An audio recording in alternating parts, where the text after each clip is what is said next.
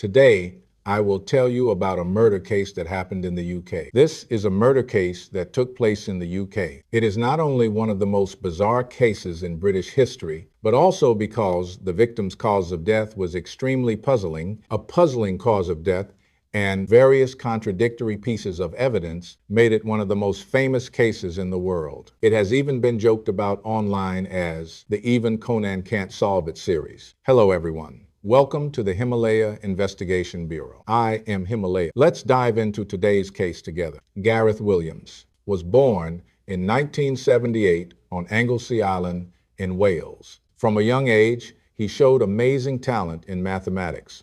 At 17, he earned a first-class mathematics degree from a Welsh university. A degree in mathematics. A few years later, he earned a doctorate at the University of Manchester. He obtained his PhD there. After that, he went on to study at the world-renowned University of Cambridge, continuing his studies at the prestigious University of Cambridge. However, he did not complete all his courses at Cambridge and dropped out. The reason wasn't that he couldn't keep up with the pace of a top university. On the contrary, it was because his abilities were too outstanding. Before graduating, he had already attracted the attention of British intelligence agencies. So, in 2001, as one of the UK's main intelligence agencies, the Government Communications Headquarters offered him a position. They hoped he could work on code breaking. Gareth happily accepted this offer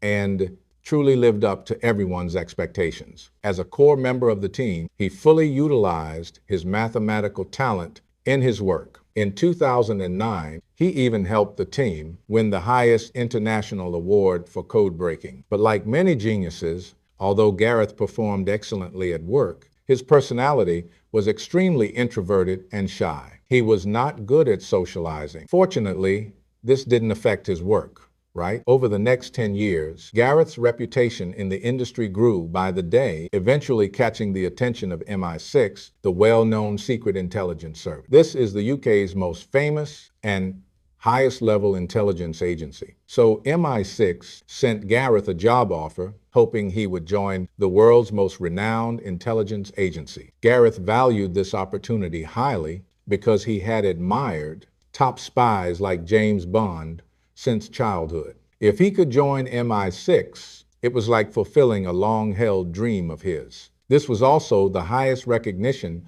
of his abilities. So Gareth accepted the job without hesitation and moved to London. But it wasn't long before Gareth began to regret it because the working environment at MI6 was very different from his previous job. There was a huge difference. We mentioned before, Gareth is a very introverted and shy person. After finishing work, he preferred to go home alone and be by himself, and he didn't socialize much with colleagues. His biggest hobby was cycling. But after moving to London, not only was the work competition intense, but everyone liked to throw all kinds of lavish parties, and the lifestyle was quite flashy. And Gareth, who liked to keep to himself, became an outsider in everyone's eyes. Gareth complained to his family more than once, saying the work pressure was very high now. Perhaps because of this pressure, Gareth applied for annual leave from headquarters. But after the leave ended, he did not return to work at the London headquarters. For some unknown reason,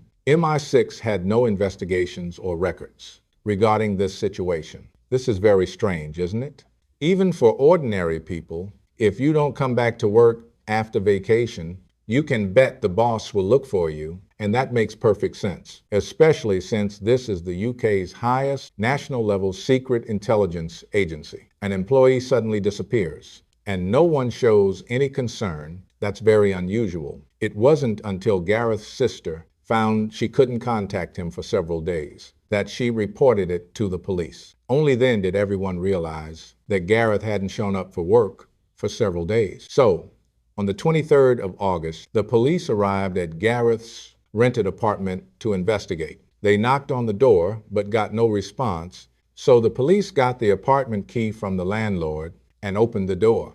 It was a two-story apartment, and they found nothing unusual on the first floor, then went upstairs to the bedroom, where everything seemed normal. Then they entered the bathroom, which also looked clean and tidy. The only strange thing was a large red suitcase placed in the bathtub, and furthermore, the suitcase zipper was locked with a padlock. Normally, who would put a suitcase in the bathtub, right?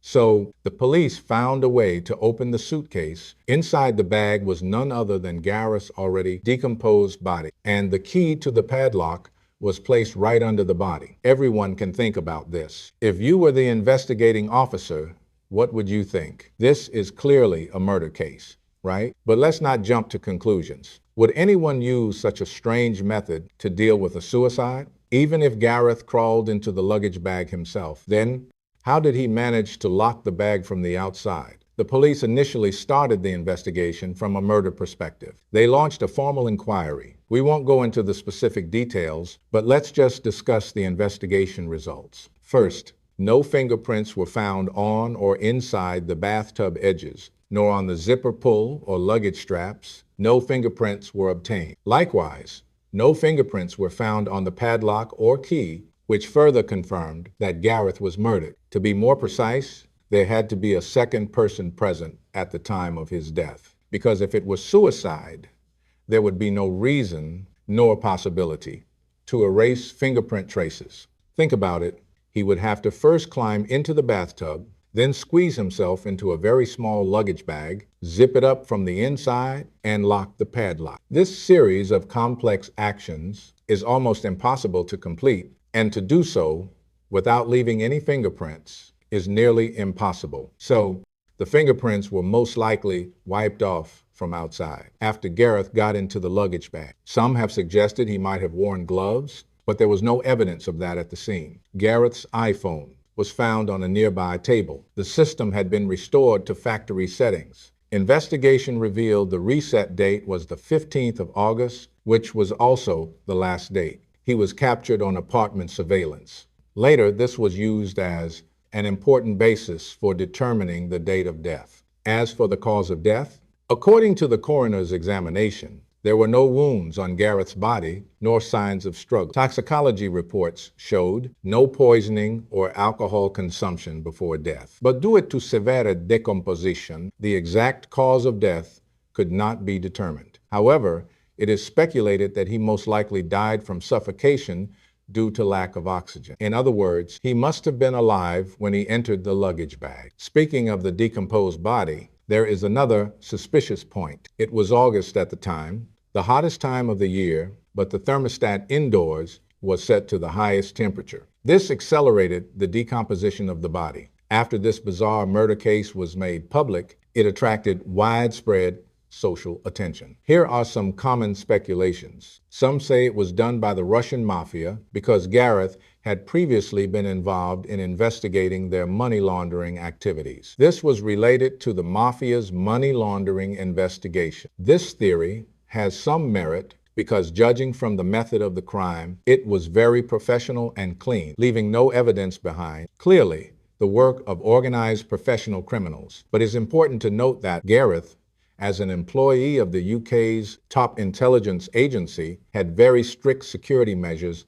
at his residence. So how did they break through all the obstacles in the basement abroad without anyone noticing? Personally, I think this possibility is low. Another theory is that the real culprit was MI6 because Gareth had access to some internal corruption information. This explains why after Gareth's leave ended, he didn't return to work, and no one reported this incident.